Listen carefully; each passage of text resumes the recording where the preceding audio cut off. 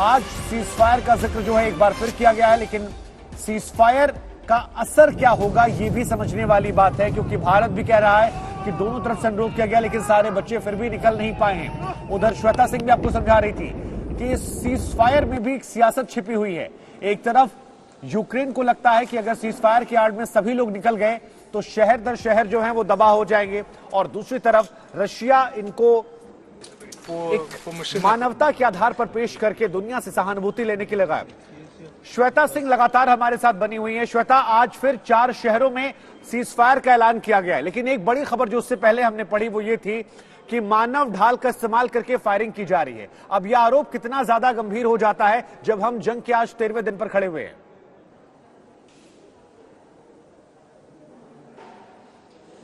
देखिए शुभांकर, ये दोनों तरफ की बात हो जाती है। मैंने उसी समय कहा था कि जब यूक्रेन के ऊपर भी ये आरोप लग रहे हैं कि मानव ढाल वो बनाने की, लोगों को होस्टेज रखने की क्या कोशिश कर रहे हैं, क्योंकि रूस अगर एक सुरक्षित गलियारा देता है और यूक्रेन उस पर अमल नहीं करने देता है तो उसका सीधा मतलब यह है कि यूक्रेन को डर है कि नागरिकों के हटते ही बमबारी हो जाएगी। लेकिन इसका एक दूसरा पर्याय यह हो जाता है कि यूक्रेन भी तो उन लोगों को एक ढाल के तौर पर ही इस्तेमाल करना चाह रहा है।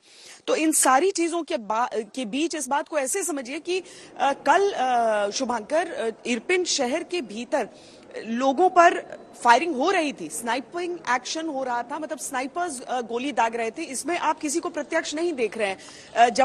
जवाबी कार्रवाई इस तरफ से की जा रही थी, दोनों तरफ से गोलियां चल रही थी। कुछ जो मीडिया थे वहां पर उनको भी गोली एक व्यक्ति को लगने की खबर आई, हालांकि मतलब वैसा फेटल नहीं था, लेकिन इसके अलावा आम नागरिकों को गोलियों लगने की बात आई थी। शुरुआत में उन्हें इवैक्यूएट कर लिया गया था वहां से। तो ये गोलियां चल रही हैं, दोनों तरफ से चल रही हैं। कौन मानव ढाल बना रहा है और कौन निशाना बना रहा है, ये दोनों तरफ से आरोप लगेंगे ही। रूस ये समझ रहा है कि वो युद्ध शायद जीत जाए, लेकिन इंफॉर्मेशन वॉर वो पहले दिन से ही हार रहा है, क्योंकि वो एक आक्रांता रहा है इस पूरी लड़ाई में। तो इसीलिए इस समय रूस भी अपनी तरफ से ये चीजें सामने रखने की कोशिश करेगा। यूक्रेन भी इस तरह की तस्वीरें दिखाता है कि देखिए बुजुर्ग हैं और उनका सामान उठाकर गोलियों के बीच से एक यूक्रेन का सैनिक दौड़ रहा है। तो दोनों तरफ से ये इंफॉर्मेशन वॉर चलेगा। लोग पिस रहे हैं इस सब के बीच में, वो जरूर है, लेकिन ढाल बनाना और नागरिकों को निशाना बनाना दोनों तरफ की गलतियां और दोनों तरफ के आरोप हैं।